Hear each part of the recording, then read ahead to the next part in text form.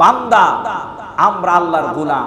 জমিনের মাঝে একজন বান্দা অহংকার করার কিছুই নাই, কথা কোন ঠিক কিনা? অহংকার করার কিচ্ছু নেই। কিসের অহংকার আমরা দেখাবো? যত বড় ক্ষমতাশালী হয়, যত বড় টাকাওয়ালা হয়, যা কিছুর মালিক হয় না কেন, আপনার আমার যা কিছু আছে সব রেখে একদিন শূন্য হাতে যেতে হবে। এটা কি অস্বীকার করার? এটা অস্বীকার করার কোনো জো নাই। একদিন এমন ভাবে আমাকে আপনাকে যেতে হবে, লাশ যখন হয়ে যাব, প্রাণটা যখন বের হয়ে যাবে, আমার আপনার লাশটা জমিনের মাঝে পড়ে থাকবে। যদি মানুষ দাফন করে দাফন হবে, আর না হয় এই শরীরটা জমিনে পচবে, কথা কোন ঠিক কিনা? যে এত অসহায় মানুষটা, এত অসহায় মানুষটা কিসের দাম্ভিকতা দেখাবে? যেই মানুষটা এত অসহায়, তার প্রাণটা বের হওয়ার পরে জমিনের মাঝে এই লাশটা পড়ে থাকবে, তার শক্তি নাই দাফন হওয়া, শক্তি নাই এক জায়গায় গিয়ে স্থায়ীভাবে থাকা, এই মানুষটা আবার কিসের দাম্ভিকতা দেখাবে? এই জন্য আল্লাহ রাব্বুল আলামিন কোরআনুল কারীমের মাঝে বারবার আমাদেরকে জানায়া দিলেন, বান্দারে অহংকার তোমরা করো না, অহংকার আমি আল্লাহর চাদর। বুখারী শরীফের হাদিস, প্রথম খণ্ড, হযরত আব্দুল্লাহ ইবনে ওমর রাদিয়াল্লাহু তাআলা আনহু থেকে বর্ণিত। তিনি বলেন, তোমাদের পূর্ববর্তী এক লোক, যার নাম হলো কারণ, অহংকার করে তার লুঙ্গিকে টেনে চলাচল করত, অতঃপর তাকে মাটিতে দশে ফেলা হলো, সে কিয়ামত পর্যন্ত জমিনে দশতে থাকবে। একটা উদাহরণ হাদিস শরীফের মধ্যে আল্লাহ রাব্বুল আলামিন দিয়েছেন, কোরআনুল কারীমের মাঝে আল্লাহ তুলে ধরছেন। এরপরে আমার আল্লাহ রাব্বুল আলামিন অহংকারকারী ব্যক্তিদের ব্যাপারে আরেকটা হুঁশিয়ার বাণী দিয়েছেন। যেই হাদিস শরীফটা মুসলিম শরীফের মধ্যে আসছে, তিরমিজি শরীফের মধ্যে আসছে, আমার নবী আপনার নবী বলেন, কিয়ামতের দিন অহংকারকারীদেরকে ছোট পিপিলিকার মতো মানুষের আকৃতিতে একত্রিত করা হবে, সর্বদিক থেকে তাদেরকে অপমান ঘিরে ফেলবে, তাদেরকে বাউলাস নামক জাহান্নামে বিশেষ কারাগারে টেনে নেওয়া হবে, যাদের উপর আগুনের কুণ্ডুলি উদ্ভাসিত হবে, এবং তাদেরকে তিনাতুল খাবাল তথা জাহান্নামীদের দেহতে বের হওয়া পচা রক্ত পুঁজ পান করানো হবে। এই হাদিস শরীফটা পড়ার পরেও যদি আমাদের ভয় না আসে, ও বন্ধু, এইরকম ভাবে অনেক গুনাহ হাদিস শরীফ আল্লাহর নবী সাল্লাল্লাহু আলাইহি ওয়াসাল্লাম বলেন, নবীজি বলেন, আবু হুরায়রা রাদিয়াল্লাহু তাআলা থেকে হাদিস শরীফ, মহান আল্লাহ বলেন, অহংকার আমার চাদর এবং শ্রেষ্ঠত্ব আমার লুঙ্গি স্বরূপ। অতএব যে ব্যক্তি উভয়ের যে কোনো একটি নিয়ে আমার সাথে টানাটানি করে আমি তাকে দুজকে প্রবেশ করাবো। এইরকম অনেক গুনাহ হাদিস শরীফ আজকের আলোচনা থেকে আমাদের কাছে স্পষ্ট। দুনিয়ার জমিনে আল্লাহ আমাদেরকে দেহ দিয়েছেন, এই সুন্দর গঠন দিয়েছেন, সংসার জীবন দিয়েছেন, ব্যবসা বাণিজ্য চাকরি বাকরি দিয়েছেন, ঢাকার জমিনে মাথা উঁচু করে চলার ব্যবস্থা করে দিলেন, উত্তম খাবারের ব্যবস্থা করে দিচ্ছেন, উত্তম পোশাকের ব্যবস্থা করে দিচ্ছেন।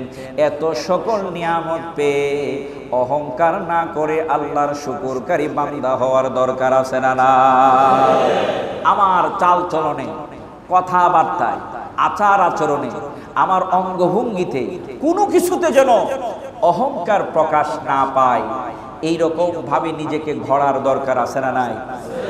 ক্ষমতা পাওয়ার পরে এই ক্ষমতাকে অপব্যবহার করা কখনোই সমীচীন নয়। মনে রাখতে হবে, ক্ষমতা দিয়েছেন কে? আবার ক্ষমতা মুহূর্তের মধ্যে কেড়ে নিতে পারে কে? আল্লাহ রাব্বুল আলামিন। ইজ্জতের মালিক আল্লাহ, ইজ্জত কেড়ে নেওয়ার মালিকও আল্লাহ। মনে রাখতে হবে, এই সব কিছু দিয়েছেন আমার আল্লাহ অল্প কিছুদিনের জন্য। কখন কোন সময় আমার মৃত্যু এসে যায় আমি আপনি কেউ জানি না।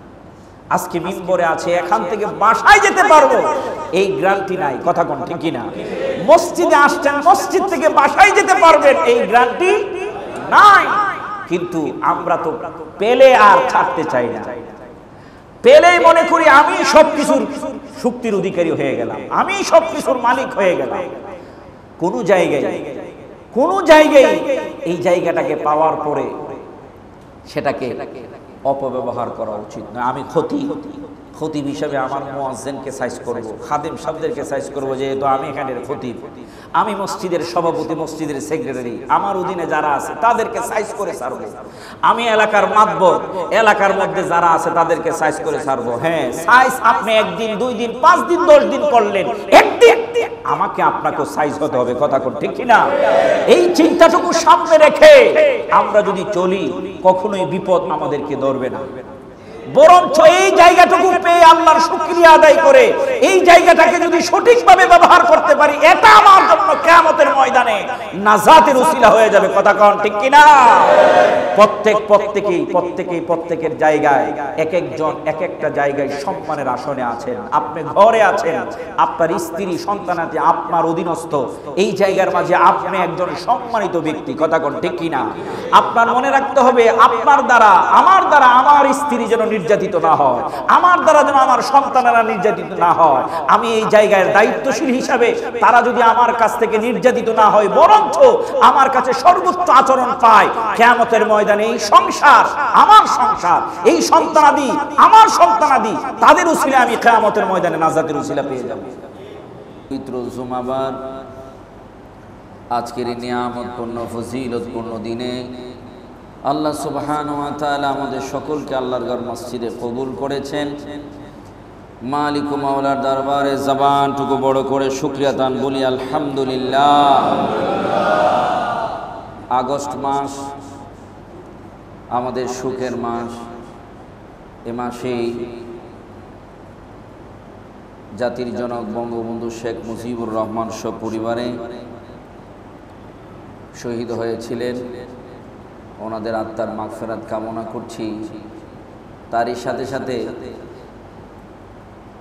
কোমল মনা স্কুল, কলেজ, ইউনিভার্সিটির ছাত্ররা যারা শহীদ হয়েছে তাদের অধিকারের জন্য, তাদের কথা স্মরণ করছি, তাদের আত্মার মাগফিরাত কামনা করছি। তারই সাথে সাথে আগস্ট মাসে আহলে সুন্নাত ওয়াল জামাতের বলিষ্ঠ কণ্ঠস্বর আল্লামা শহীদ নুরুল ইসলাম ফারুকী রহমতুল্লাহি আলাই, যিনি চ্যানেল আয়ের কাফেলা অনুষ্ঠানের একটি পরিচিত মুখ ছিলেন, ওনাকে ওনার বাসায় বাতিলরা শহীদ করেছিলেন। ওনার আত্মার মাগফিরাত কামনা করছি। সম্মানিত উপস্থিতি, আজকে যে বিষয়টি নিয়ে কথা বলতে চাচ্ছি সেটি হচ্ছে অহংকার। এই বিষয়ের উপরেই আজকের জুমার আলোচনা আপনাদের সামনে তুলে ধরতে চাচ্ছি। এই বিষয়ের উপরে আজকের খুতবা। অহংকার, আল্লাহ সুবহানাহু ওয়া তাআলা বলেন, মুসলিম শরীফের হাদিস, নবীজি বলেন, আল্লাহ রাব্বুল আলামিন ঘোষণা করেছেন অহংকার হচ্ছে আল্লাহর চাদর। যে ব্যক্তি এটা নিয়ে টানা খেসরা করে, তার জন্য আল্লাহ রাব্বুল আলামিন জাহান্নামকে নির্ধারণ করে রেখেছেন। অন্য হাদিস শরীফের মাঝে আসছে অহংকারটা কি। নবীজি বলেন, এটা বুখারী শরীফ প্রথম খণ্ডের হাদিস। নবীজি বলেন, যার মাঝে সরিষা দানা পরিমাণ ঈমান আছে। সরিষাটা তো আমরা জানি কতটুকু। নবীজি বলেন, সরিষা দানা পরিমাণ ঈমান আছে, সে জান্নাতে প্রবেশ করবে। সুবহানাল্লাহ বলা যায় না? আল্লাহর হাবিব সাল্লাল্লাহু আলাইহি ওয়াসাল্লাম বলেন, যার মাঝে সরিষা দানা পরিমাণ ঈমান আছে, ওই লোকটা জান্নাতে প্রবেশ করবে। যার মাঝে সরিষা দানা পরিমাণ অহংকার আছে, সে কখনো জান্নাতে প্রবেশ করবে না। তাহলে বোঝা গেল আজকের যে বিষয়টা, এটা আমাদের জন্য খুব গুরুত্বপূর্ণ একটি বিষয়। অহংকার কি? অহংকার হলো নিজেকে বড় মনে করা, আল্লাহ রাব্বুল আলামিনের দেওয়া পথ মতকে অস্বীকার করা। আল্লাহ সুবহানাহু ওয়া তাআলা কোরআনুল কারীমের মাঝে সূরা বনী ইসরাঈলে, সূরা আল আরাফে বেশ অনেক গুণান আয়াতে কারিমা, আমি বিশেষ করে এই দুটি সূরার মাঝে প্রায় 8টি আয়াতে কারিমা আমি পেয়েছি অহংকার সম্পর্কে আল্লাহ সুবহানাহু ওয়া তাআলা বলেছেন। সূরা বনী ইসরাঈলে আল্লাহ বলেন, তোমার কি ক্ষমতা আছে তুমি মাটির উপরে অহংকার বশত চলবে? তুমি কি পারবে তোমার পা দিয়ে মাটিটাকে বিদীর্ণ করে ফেলতে? কখনোই পারবে না। জেনে রেখো, এই মাটির নিচেই তোমার ঠিকানা। একদিন এই মাটির পেটেই তোমাকে যেতে হবে। কথা কন ঠিক কিনা? আমরা দেখেছি কোরআনুল কারীমে আল্লাহ রাব্বুল আলামিন মাত্র 500 আয়াত, কয়শত আয়াত? মাত্র 500 আয়াতে কারীমা শরীয়তের বিধান, আহকাম, আরকান আল্লাহ রাব্বুল আলামিন তুলে ধরেছেন। 6666টি আয়াতের মাঝে 500টি আয়াত শুধু আমাদের শরীয়তের নিয়ম কানুনের জন্য আল্লাহ দিয়েছেন। বাকি সবগুলান আয়াতে কারিমায় আল্লাহ পূর্বের ইতিহাসগুলান তুলে ধরেছেন। আমরা যেগুলাকে কাহিনী বলি, কিচ্ছা বলি, আল্লাহ সুবহানাহু ওয়া তাআলা এই কাহিনী বলতে গিয়ে আমাদের কাছে অহংকারের কথাও তুলে ধরেছেন। আল্লাহ বলেছেন, চেয়ে দেখো কারুনের দিকে, অহংকার করেছিল, আমি আল্লাহ মাটির নিচে নিমজ্জিত করে দিয়েছি। তাকিয়ে দেখো নমরুদের দিকে, ক্ষমতা দেখিয়েছিল, আমি আল্লাহ কিভাবে তাকে ধ্বংস করেছিলাম। তাকিয়ে দেখো ফেরাউনের দিকে, আমি আল্লাহ তাকে কিভাবে শেষ করেছিলাম। এই ইতিহাস কোরআনে আছে না নাই? কেন আল্লাহ রাব্বুল আলামিন এই পূর্বের ইতিহাসগুলো আমাদের সামনে তুলে ধরলেন? তুলে ধরার পিছনে কারণ হলো আল্লাহ সুবহানাহু ওয়া তাআলা পূর্বের ইতিহাস থেকে আমাদেরকে শিক্ষা দিচ্ছেন, ও বান্দা শুনে রাখো, আমি আল্লাহ সুবহানাহু ওয়া তাআলা এই কারণে তাদের সাথে এই আচরণ করেছিলাম, এই কারণে তাদের সাথে এই আচরণ করেছিলাম, এই কারণে তাদের সাথে এই আচরণ করেছিলাম। এই ইতিহাসটুকু দেখে আমাদেরকে শিক্ষা নেওয়ার জন্য আল্লাহ রাব্বুল আলামিন কোরআনে এতগুলান পূর্বের ইতিহাস তুলে ধরেছেন। কথা কন ঠিক কিনা? উজ্জ্বল দৃষ্টান্ত আল্লাহ রাব্বুল আলামিন খুতবার কিতাব পড়েন, খুতবার কিতাব আল্লাহ রাব্বুল আলামিন উজ্জ্বল দৃষ্টান্ত হিসাবে মিশরে এখনো পর্যন্ত ফেরাউনের লাশটাও আল্লাহ রেখে দিয়েছেন। ফেরাউন, এই ফেরাউন শব্দটার অর্থ হচ্ছে অগ্নি পূজক। এই ফেরাউনের রাজত্বটা মিশরের মাঝে একদিন আর 2 দিনের ছিল না। আমরা যেই ফেরাউনকে চিনি, যেই ফেরাউনের পরিচয় আমাদের কাছে, যাকে এখনো পর্যন্ত মিশরের পিরামিডে রেখে দেওয়া হয়েছে, এই ফেরাউনের নামও ফেরাউন নয়, ওই এলাকার উপাধি হিসাবে তার নাম ফেরাউন। সভাপতি সাহেব নামও বলে দিচ্ছেন। ওই ফেরাউন শুধু সংক্ষিপ্তভাবে আপনাদের সামনে তুলে ধরছে, এরপরে ইনশাআল্লাহ কোরআন এবং হাদিস থেকে অহংকারের পরিণতি এবং অহংকার সম্পর্কে আল্লাহ কোরআনে কি বলেছেন, আল্লাহ হাবিব সাল্লাল্লাহু আলাইহি ওয়াসাল্লাম কি বলেছেন, আমি শেষ ভাগে এই বিষয়গুলো আপনাদের সামনে তুলে ধরতে চাচ্ছি। সম্মানিত উপস্থিতি, আল্লাহ সুবহানাহু ওয়া তাআলা এক একজনকে এক একটা জায়গায় বসান। এটা দয়া কার? জবানটা খুলে বলুন কার? আল্লাহ রাব্বুল আলামিন। স্বামী আছে, স্ত্রী আছে, সংসারে সন্তান নাই, সন্তান আল্লাহ দেয় না। কথা কোন ঠিক কিনা? আরেকজনের ঘরে খাবার নাই, তেমন চলতে পারে না, তেমন তার ঘরে সন্তানের অভাব নাই, দেন কে? আল্লাহ। আমার আপনার কিচ্ছু নাই, আল্লাহ রাব্বুল আলামিন এমন ইজ্জতের আসনে আমাকে আপনাকে বসিয়ে দিয়েছেন। এই জন্য আল্লাহ রাব্বুল আলামিন কোরআনুল কারীমের মাঝে বলেন, কুলিল্লাহুম্মা মালিকাল মুলকি তুতিল মুলকা মান তাশা। আল্লাহ যাকে ইচ্ছা মুলকিয়াত দান করেন, আর যার কাছ থেকে কেড়ে নেওয়ার ইচ্ছা তার কাছ থেকে মুলকিয়াত কেড়ে নেন। এই সব কিছুর মালিক কে? আল্লাহ। এই বিশ্বাস আমাদের আছে না নাই? তাহলে প্রত্যেকটা জায়গায়, যেই যেই জায়গায় আছে, আপনি ক্ষুদ্র একজন ব্যবসায়ী ছিলেন, আজকে অনেক বড় ব্যবসায়ী হয়ে গেলেন। আপনি একটা অল্প ইন্ডাস্ট্রির মালিক ছিলেন, ছোট্ট একটা মালিক ছিলেন, আজকে অনেকগুলো ইন্ডাস্ট্রির মালিক হয়ে গেলেন। আপনি কিছুই ছিল না, আমার আপনার কিছুই ছিল না, আল্লাহ অনেক কিছু দিল। আল্লাহ রাব্বুল আলামিনের দরবারে সব সময় ওই বান্দার শুকরিয়া আদায় করার দরকার আছে না নাই? এখন যদি বলি না, আমি আমার শ্রম, আমি আমার মেধা, আমি আমার অক্লান্ত পরিশ্রমের মাধ্যমে আজকে এই পর্যায়ে এসে পৌঁছেছি, হ্যাঁ, পরিশ্রমের পাশাপাশি দয়া ছিল কার? আল্লাহর দয়া ছাড়া একজন রিকশাওয়ালা দিন থেকে রাত্র পর্যন্ত তার কি পরিশ্রম কম হয়? কথা কয় না, কম হয়?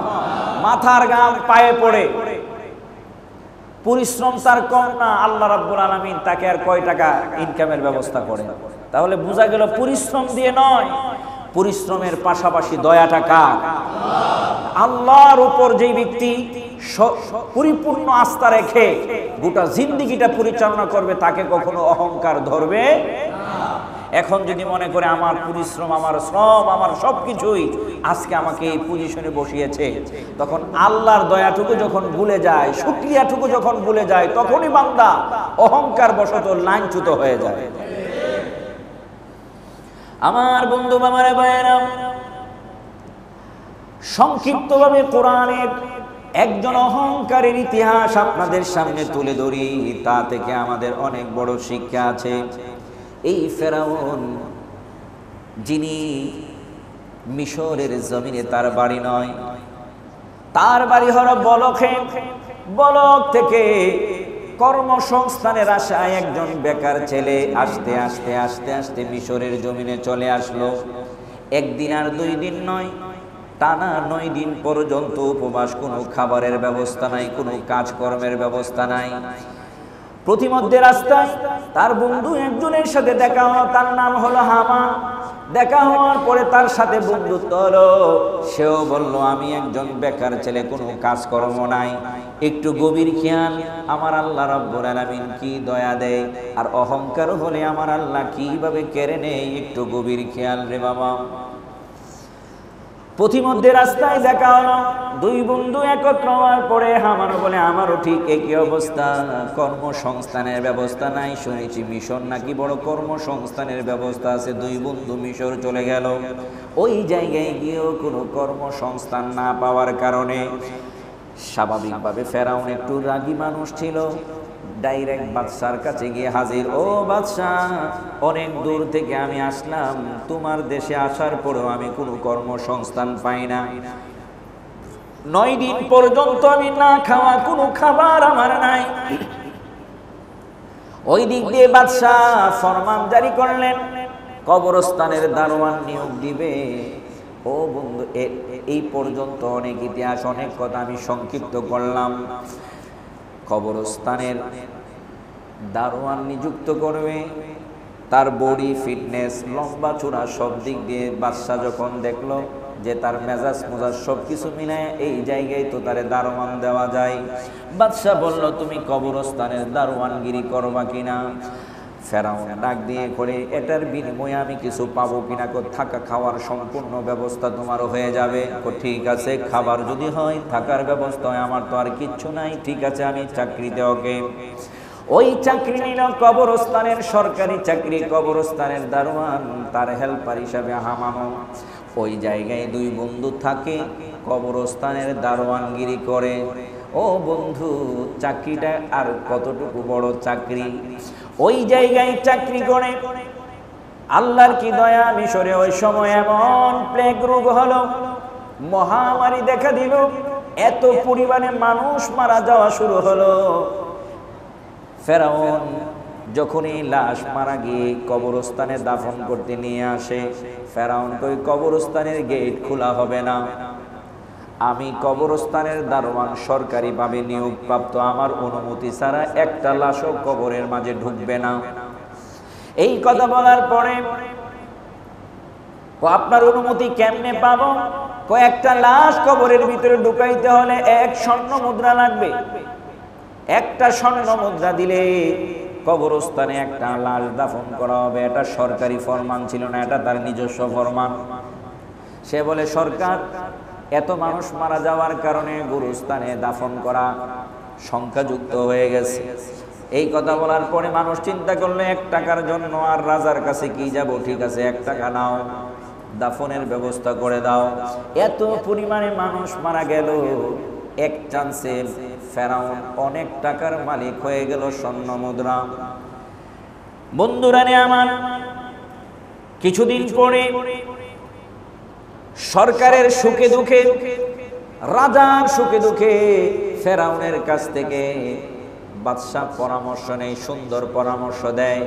যদিও কবরস্থানের দারোয়ান, তার কথাগুলো ছিল খুব সুন্দর, আচার ব্যবহার ছিল খুব ভদ্র, বাদশা তাকে খুব মায়া করত।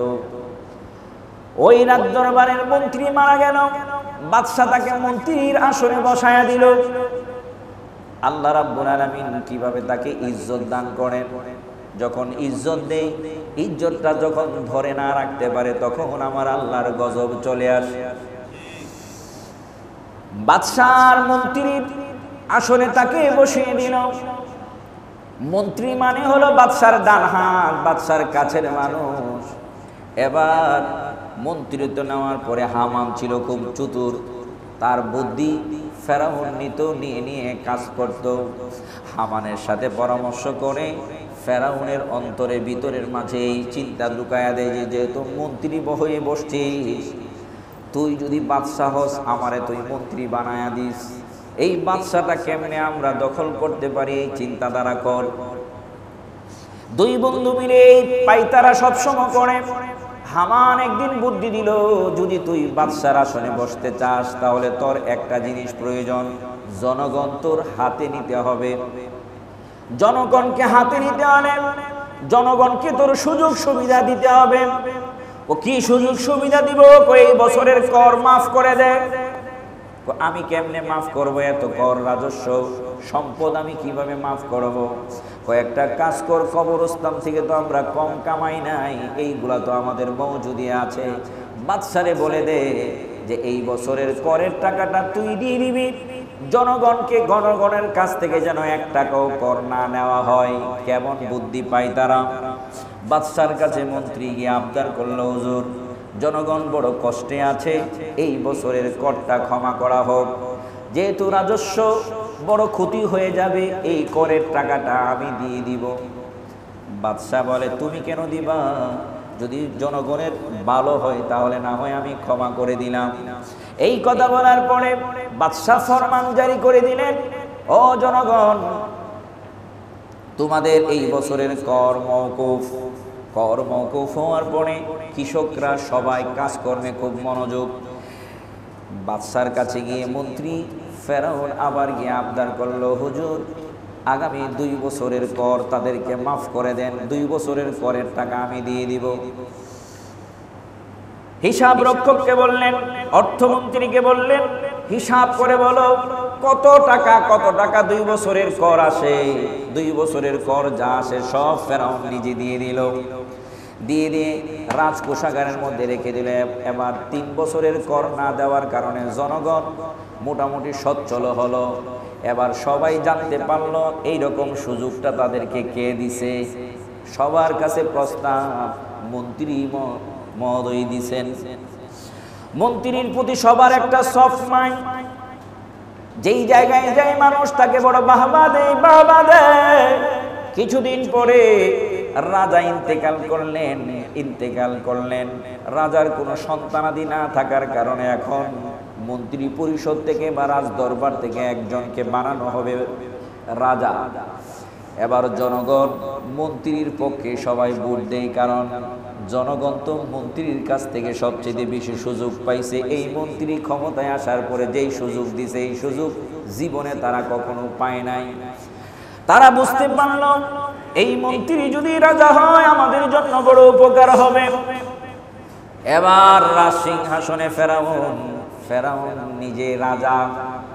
রাজ সিংহাসনে বসার পরে আগের যেই চিন্তাধারা, চেহারা, মন মানসিকতা সব চেঞ্জ। এবার হামানকে মন্ত্রী বানানো হলো। ফেরাউন আর হামান দুইজন পরামর্শ করে জনগণকে কিভাবে আমার কাছে আকৃষ্ট করা যায়।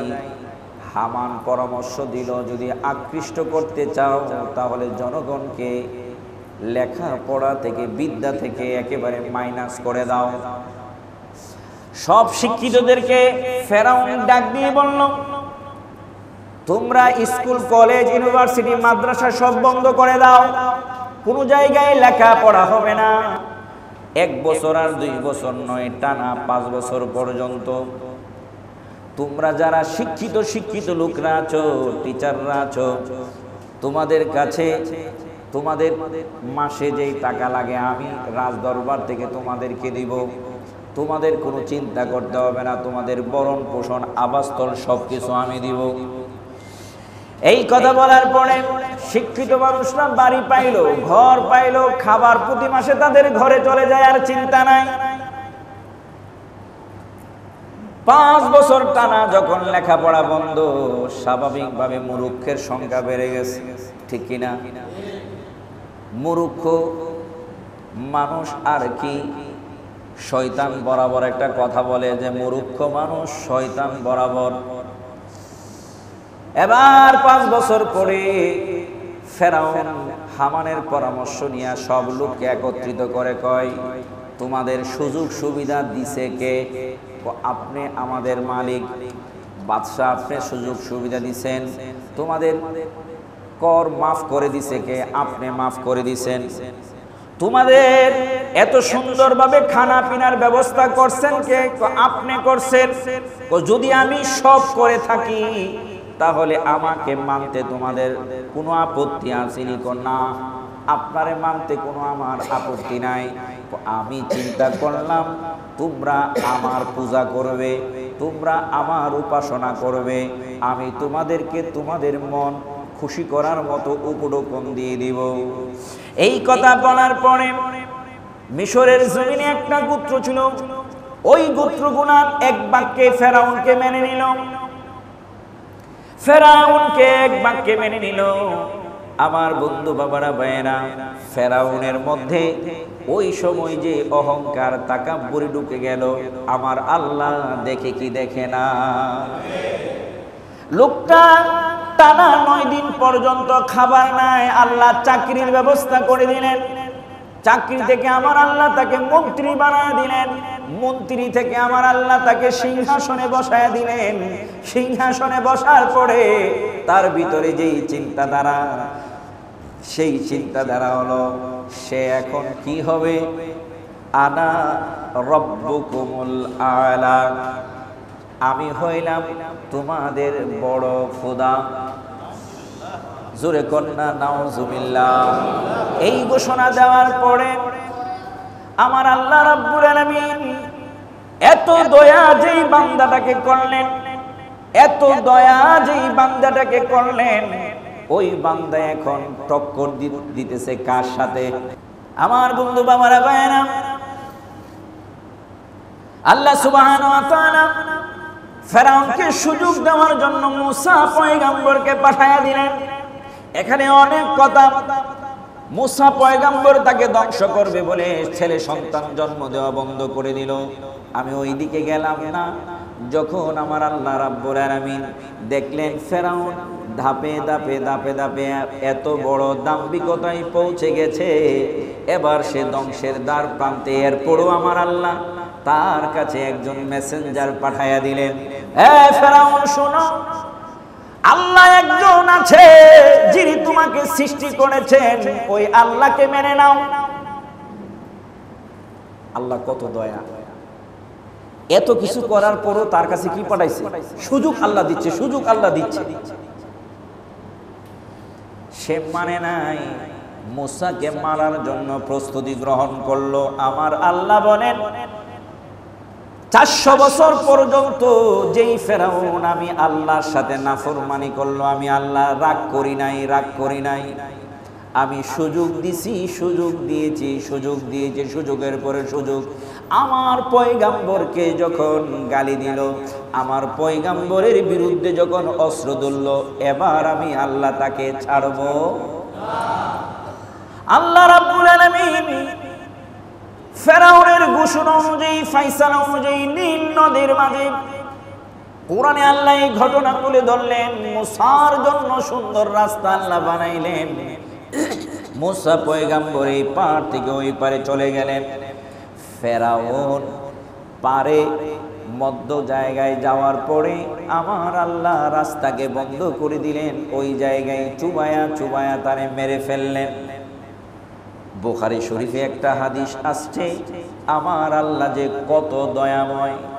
জিব্রাইল হাদিস শরীফের মাঝে বর্ণনা, জিব্রাইল বলে আমি যখন আল্লাহর হুকুম পেয়ে ফেরাউনকে পানির মাঝে চুবাচ্ছিলাম, তখন ফেরাউন একবার চুবুনিতে নদীর নিচে চলে যায়, মাটির কাছে চলে যায়, আবার উপরের দিকে উঠে। আমার ভয় হচ্ছিল ওই সময় ফেরাউন মাথাটা পানির উপরে তুলে আল্লাহর কাছে ক্ষমা চেয়ে বসে। আল্লাহ তো, জিব্রাইল বলে আল্লাহ তো বড় দয়াময়, যদি ফেরাউন ক্ষমা চাইয়া বসে 400 বছর যে নাফরমানি করছে, আমার আল্লাহ এই 400 বছরের কথা ভুলে গিয়ে তাকে মাফ করে দিবে। এই জন্য আমি জিব্রাইল সে যেন ক্ষমা না চাইতে পারে, তার উপর আমার এত গুসা, আমি সাগরের মাটিগুলো তার মুখের ভিতরে ঢুকায় দিচ্ছিলাম, যেন সে মুখ খুলে ক্ষমা না চাইতে পারে। আমি তার মুখের ভিতরে মাটি দিচ্ছিলাম। এই হাদিস শরীফটা যখন পড়লাম, আমার বড় আল্লাহর প্রতি, আল্লাহ যে কত দয়াময়, আল্লাহর প্রতি আমার এত বড় আস্থা তৈরি হলো যে পাহাড় পর্বত পরিমাণ গুনাহ যদি বান্দা করে, আল্লাহর কাছে ক্ষমা চাইতে দেরি, আল্লাহ ক্ষমা করতে দেরি করে না। 400 বছর অন্যায় করার পরও জিব্রাইল কয় আমার ভয় হচ্ছিল, সে যদি মাথাটা উঠার পর আল্লাহরে ডাক দিয়ে বলতো আল্লাহ তুমি আমারে মাফ করে দাও, আল্লাহ তো দয়াময়, আল্লাহ এমনও তারে মাফ করে দিতে পারতেন। আমার বড় ভয় হচ্ছিল তারে নিয়ে আল্লাহ মাফ করে দেয়। আমরা তো এই ফেরাউনের মতো তো এরকম নাফরমানি করি না, কথা কোন ঠিক কিনা? আমরা ঈমান আকীদা রেখে হয়তোবা গুনায় লিপ্ত হয়, রাত্র গভীরে চোখের পানিটা ছেড়ে যদি বান্দা কেঁদে বসে আল্লাহর কাছে ক্ষমা চেয়ে যায়, আল্লাহ রাব্বুল আলামিন ওই বান্দাকে ক্ষমা করে দিবেই দিবে। ক্ষমা চাওয়ার দরকার আছে না নাই? আওয়াজ দেব না, আছে না নাই? কখন কোন সময় মৃত্যু এসে যাবে বলা যায় না। আল্লাহর হাবিব সাল্লাল্লাহু আলাইহি ওয়াসাল্লাম বলে আমি প্রতিদিন 70 বারের ঊর্ধ্বে আল্লাহর কাছে তওবা করতাম, 70 বারের ঊর্ধ্বে আল্লাহর কাছে তওবা করতাম। আল্লাহ রাব্বুল আলামিন তওবার দরজা খোলা রেখেছেন, রাখবেন, এই ওয়াদা দিয়েছেন। বান্দা হিসাবে আল্লাহর কাছে ক্ষমা চাওয়ার দরকার আছে না নাই? আল্লাহ যেন আমাদের ক্ষমাকারী বান্দা হিসাবে কবুল করে, বলুন আমিন। বন্ধুরা আমার, একজন ফেরাউনের ইতিহাস আপনাদের কাছে বললাম। আল্লাহ রাব্বুল আলামিন এই রকম ভাবে তাকে ধ্বংস করলেন। এত সুযোগ আল্লাহ দেওয়ার পরেও ফেরাউন যখন দাম্ভিকতা করলো, আমার আল্লাহ রাব্বুল আলামিন ওই দাম্ভিককে এরকম ভাবে ধ্বংস করলেন। এই জন্য আল্লাহ রাব্বুল আলামিন কুরআনুল কারীমে সূরাতুল আরাফের 40 নম্বর আয়াতে বলেন, ইন্নাল্লাযীনা কাযযাবু বিআয়াতিনা ওয়াস্তাকবারু আনহা লা তুফাত্তাহু লাহুম আবওয়াবুস সামাই ওয়া লা ইয়াদখুলুনাল জান্নাতা হাত্তা ইয়ালিজাল জামালু ফি সাম্মিল খিয়াতি ওয়া কাযালিকা নাজিজিল মুজরিমিন। আল্লাহ বলেন, নিশ্চয় যারা আমার আয়াতসমূহকে মিথ্যা প্রতিপন্ন করে এবং সেগুলোর মোকাবেলায় অহংকার করে, তাদের জন্য আসমানের দরজাসমূহ খোলা হবে না এবং তারা জান্নাতে প্রবেশ করবে না যতক্ষণ সূচের ছিদ্রপথে উট প্রবেশ করে। এটা যেমন অসম্ভব, তাদের জান্নাতে প্রবেশও অসম্ভব। অপরাধীদের আমি এমনই প্রতিফল দিয়ে থাকি। আল্লাহ রাব্বুল আলামিন এই আয়াতে কারিমার মাঝে আমাদের এই কথাটা জানায়া দিলেন যে একটা সূচের ছিদ্র দিয়ে উট যতক্ষণ প্রবেশ না করবে, অহংকারী ব্যক্তিকে আমি আল্লাহ রাব্বুল আলামিন ততক্ষণ পর্যন্ত জান্নাতে প্রবেশ করাবো না। বোঝা গেল একটা সুয়ের ছিদ্র দিয়ে উট কখনো প্রবেশ করা সম্ভব না। ঠিক অহংকারী ব্যক্তিকেও আমার আল্লাহ জান্নাতে প্রবেশ করাবে। আল্লাহ রাব্বুল আলামিন সূরাতুল লুকমানে 18 এবং 19 নম্বর আয়াতে অহংকারীদের ব্যাপারে কি বলেন? আল্লাহ বলেন, ওয়ালা তুসাইর খাদ্দাকা লিন্নাসি ওয়ালা তামশি ফিল আরদি মারাহা ইন্নাল্লাহা লা ইউহিব্বু কুল্লা মুখতালিন ফাখুর ওয়াকসুদ ফি মাশইকা ওয়াগদুদ মিন সাওতিকা ইন্না আনকারাল আসওয়াতি লাসাউতুল হামির। বান্দার কি কি কাজে অহংকার প্রকাশ পায় এই জায়গায় আল্লাহ এই কথাও তুলে ধরলেন। আল্লাহ বলেন, অন্যের সাথে কথা বলতে তোমার গালকে অহংকার করে বাঁকা করিও না, এবং জমিনে অহংকার করে চলাফেরা করো না। নিশ্চয়ই আল্লাহ কোনো উদ্যত অহংকারকারীকে পছন্দ করেন না। তুমি তোমার চলাফেরায় মধ্যম পন্থা অবলম্বন করো এবং তোমার কণ্ঠস্বরকে কিছুটা নিচু করো। নিশ্চয়ই আওয়াজের মাঝে সর্বনিকৃষ্ট আওয়াজ হলো গাদার আওয়াজ। আল্লাহ রাব্বুল আলামিন এই জায়গায় জমিনে কেমনে চলতে হবে এই কথা বলে দিলেন। চলার মাধ্যমে অহংকার প্রকাশ পায়, হাঁটার মাধ্যমে অহংকার প্রকাশ পায়। আল্লাহ কিভাবে চলার জন্য বলেছেন, মধ্যম পন্থা অবলম্বন করে। আল্লাহর নবীর সুন্নাত হলো এমন ভাবে হাঁটবে তোমার মাথাটা জমিনের দিকে থাকবে, চোখগুলান জমিনের দিকে থাকবে। তুমি হাঁটতেছো এমন ভাবে পা ফেলবে মনে হয় যেন উঁচু জায়গায় পা ফেলছো। অর্থাৎ উঁচু জায়গার দিকে গেলে পা গুলান যখন ফেলবেন তখন স্বাভাবিকভাবে একটু সাবধানে ফেলতে হয়, ঠিক কিনা? আল্লাহ নবী বলেন, যখন তুমি হাঁটবে মনে করবে যে উঁচু জায়গায় পা ফেলতেছো। উঁচু জায়গায় পা ফেলতে গেলে যেই রকম ভাবে সাবধানে পা ফেলতে হয়, ঠিক ওইভাবে তুমি পা ফেলে তোমার চোখগুলান মাটির দিকে রেখে রাস্তা তুমি অতিক্রম করে চলতে থাকবে। এটা হলো দাম্ভিকতা মুক্ত চলা, মধ্যম পন্থা। এই জন্য আল্লাহ রাব্বুল আলামিন এই জায়গায় বলে দিলেন, যখন কথা বলা হবে কথায় মুখের অঙ্গভঙ্গিটাও থাকবে একটু মাধুর্যপূর্ণ। অঙ্গভঙ্গির মাঝে চোখ বড় করে কথা বলা, রেগে ফুলকে কথা বলা, গলার সুর মোটা করে কথা বলা, এইগুলো অহংকারের মাঝে পড়ে।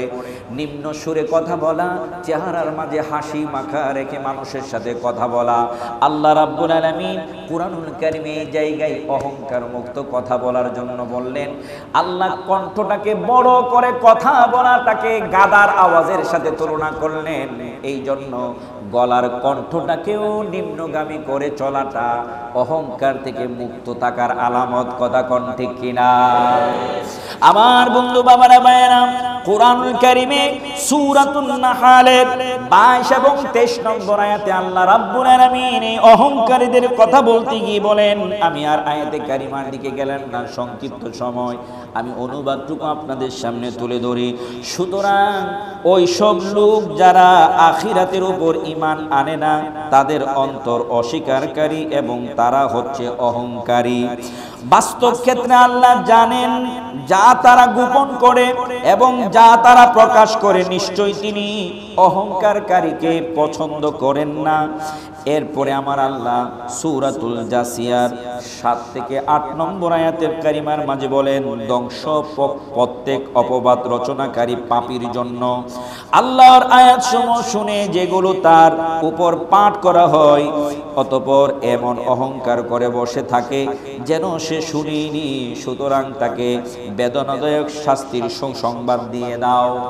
আমার বন্ধু বাবারা ভাইয়েরা, এইরকম ভাবে আমি অনেক গুণান আয়াতে কারিমা কুরআনুল কারীমের মাঝে দেখলাম অহংকারকারীর জন্য। এক কথায় আল্লাহ রাব্বুল আলামিন জানায়া দিলেন, অহংকারকারীকে আল্লাহ পছন্দ করে না। আল্লাহ যেটা পছন্দ করে না সেইটা কি ছাড়ার দরকার আছে না? না, আমার আপনার কথার মাধ্যমে অহংকার প্রকাশ পায়, চলার মাধ্যমে অহংকার প্রকাশ পায়, কণ্ঠের আওয়াজের মাঝে অহংকার প্রকাশ পায়। বান্দা আমরা আল্লাহর গোলাম, জমিনের মাঝে একজন বান্দা অহংকার করার কিছুই নাই। কথা কোন ঠিক কিনা? অহংকার করার কিচ্ছু নেই। কিসের অহংকার আমরা দেখাবো? যত বড় ক্ষমতাশালী হয়, যত বড় টাকাওয়ালা হয়, যা কিছুর মালিক হয় না কেন, আপনার আমার যা কিছু আছে সব রেখে একদিন শূন্য হাতে যেতে হবে। এটা কি অস্বীকার করা? এটা অস্বীকার করার কোনো জো নাই। একদিন এমন ভাবে আমাকে আপনাকে যেতে হবে, লাশ যখন হয়ে যাব, প্রাণটা যখন বের হয়ে যাবে, আমার আপনার লাশটা জমিনের মাঝে পড়ে থাকবে। যদি মানুষ দাফন করে দাফন হবে, আর না হয় এই শরীরটা জমিনে পচবে। কথা কোন ঠিক কিনা? যে এত অসহায় মানুষটা, এত অসহায় মানুষটা কিসের দাম্ভিকতা দেখাবে? যেই মানুষটা এত অসহায়, তার প্রাণটা বের হওয়ার পরে জমিনের মাঝে এই লাশটা পড়ে থাকবে, তার শক্তি নাই দাফন হওয়া, শক্তি নাই এক জায়গায় গিয়ে স্থায়ীভাবে থাকা। এই মানুষটা আবার কিসের দাম্ভিকতা দেখাবে? এই জন্য আল্লাহ রাব্বুল আলামিন কোরআনুল কারীমের মাঝে বারবার আমাদেরকে জানায়া দিলেন, বান্দারে অহংকার তোমরা করো না, অহংকার আমি আল্লাহর চাদর। বুখারী শরীফের হাদিস প্রথম খণ্ড, হযরতে আব্দুল্লাহ ইবনে ওমর রাদিয়াল্লাহু তাআলা আনহু থেকে বর্ণিত। তিনি বলেন, তোমাদের পূর্ববর্তী এক লোক যার নাম হলো কারণ, অহংকার করে তার লুঙ্গিকে টেনে চলাচল করত, অতঃপর তাকে মাটিতে দশে ফেলা হলো, সে কিয়ামত পর্যন্ত জমিনে দশতে থাকবে। একটা উদাহরণ হাদিস শরীফের মধ্যে আল্লাহ রাব্বুল আলামিন দিয়েছেন, কোরআনুল কারীমের মাঝে আল্লাহ তুলে ধরছেন। এরপরে আমার আল্লাহ রাব্বুল আলামিন অহংকারকারী ব্যক্তিদের ব্যাপারে আরেকটা হুঁশিয়ার বাণী দিয়েছেন। যেই হাদিস শরীফটা মুসলিম শরীফের মধ্যে আসছে, তিরমিজি শরীফের মধ্যে আসছে, আমার নবী আপনার নবী বলেন, কিয়ামতের দিন অহংকারকারীদেরকে ছোট পিপিলিকার মতো মানুষের আকৃতিতে একত্রিত করা হবে, সর্বদিক থেকে তাদেরকে অপমান ঘিরে ফেলবে, তাদেরকে বাউলাস নামক জাহান্নামে বিশেষ কারাগারে টেনে নেওয়া হবে, যাদের উপর আগুনের কুণ্ডুলি উদ্ভাসিত হবে এবং তাদেরকে তিনাতুল খাবাল তথা জাহান্নামীদের দেহতে বের হওয়া পচা রক্ত পুঁজ পান করানো হবে। এই হাদিস শরীফটা পড়ার পরেও যদি আমাদের ভয় না আসে, ও বন্ধু, এইরকম ভাবে অনেক গুনাহ হাদিস শরীফ আল্লাহ নবী সাল্লাল্লাহু আলাইহি ওয়াসাল্লাম বলেন, নবীজি বলেন, আবু হুরায়রা রাদিয়াল্লাহু তাআলা থেকে হাদিস শরীফ, মহান আল্লাহ বলেন, অহংকার আমার চাদর এবং শ্রেষ্ঠত্ব আমার লুঙ্গি স্বরূপ। অতএব যে ব্যক্তি উভয়ের যে কোনো একটি নিয়ে আমার সাথে টানাটানি করে আমি তাকে দুজকে প্রবেশ করাবো। এইরকম অনেক গুনাহ হাদিস শরীফ আজকের আলোচনা থেকে আমাদের কাছে স্পষ্ট। দুনিয়ার জমিনে আল্লাহ আমাদেরকে দেহ দিয়েছেন, এই সুন্দর গঠন দিয়েছেন, সংসার জীবন দিয়েছেন, ব্যবসা বাণিজ্য চাকরি বাকরি দিয়েছেন, ঢাকার জমিনে মাথা উঁচু করে চলার ব্যবস্থা করে দিলেন, উত্তম খাবারের ব্যবস্থা করে দিচ্ছেন, উত্তম পোশাকের ব্যবস্থা করে দিচ্ছেন। এত সকল নিয়ামত পেয়ে অহংকার না করে আল্লাহর শুকরকারী বান্দা হওয়ার দরকার আছে না? না, আমার চাল চলনে, কথাবার্তায়, আচার আচরণে, আমার অঙ্গভঙ্গিতে কোনো কিছুতে যেন অহংকার প্রকাশ না পায়, এইরকম ভাবে নিজেকে গড়ার দরকার আছে না নাই? ক্ষমতা পাওয়ার পরে এই ক্ষমতাকে অপব্যবহার করা কখনোই সমীচীন নয়। মনে রাখতে হবে, ক্ষমতা দিয়েছেন কে? আবার ক্ষমতা মুহূর্তের মধ্যে কেড়ে নিতে পারে কে? আল্লাহ রাব্বুল আলামিন। ইজ্জতের মালিক আল্লাহ, ইজ্জত কেড়ে নেওয়ার মালিকও আল্লাহ। মনে রাখতে হবে, এই সব কিছু দিয়েছেন আমার আল্লাহ অল্প কিছুদিনের জন্য। কখন কোন সময় আমার মৃত্যু এসে যায় আমি আপনি কেউ জানি না। আজকে মিম্বরে আছে, এখান থেকে বাসায় যেতে পারবো এই গ্যারান্টি নাই। কথা কোন ঠিক কিনা? মসজিদে আসছেন, মসজিদ থেকে বাসায় যেতে পারবেন এই গ্যারান্টি নাই। কিন্তু আমরা তো পেলে আর ছাড়তে চাই না। পেলেই মনে করি আমি সবকিছুর শক্তির অধিকারী হয়ে গেলাম, আমি সবকিছুর মালিক হয়ে গেলাম। কোন জায়গায় এই জায়গাটাকে পাওয়ার পরে সেটাকে অপব্যবহার করা উচিত নয়। আমি খতিব হিসাবে আমার মুয়াজ্জিনকে সাইজ করব, খাদেম সাহেবদেরকে সাইজ করব, যেহেতু আমি এখানের খতিব, আমি মসজিদের সভাপতি, মসজিদের সেক্রেটারি, আমার অধীনে যারা আছে তাদেরকে সাইজ করে ছাড়ব। আমি এলাকার মাতবর, এলাকার মধ্যে যারা আছে তাদেরকে সাইজ করে ছাড়ব। হ্যাঁ, সাইজ আপনি একদিন, 2 দিন, 5 দিন, 10 দিন করলেন, একদিন আমাকে আপনাকেও সাইজ হতে হবে। কথা কোন ঠিক কিনা? এই চিন্তাটুকু সামনে রেখে আমরা যদি চলি, কখনোই বিপদ আমাদেরকে ধরবে না। বরঞ্চ এই জায়গাটুকু পেয়ে আল্লাহর শুকরিয়া আদায় করে এই জায়গাটাকে যদি সঠিকভাবে ব্যবহার করতে পারি, এটা আমার জন্য কিয়ামতের ময়দানে নাজাতের উসিলা হয়ে যাবে। কথা কোন ঠিক কিনা?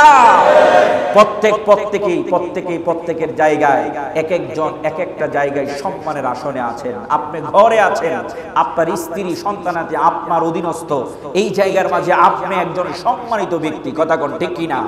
আপনার মনে রাখতে হবে, আপনার দ্বারা, আমার দ্বারা আমার স্ত্রী যেন নির্যাতিত না হয়, আমার দ্বারা যেন আমার সন্তানেরা নির্যাতিত না হয়।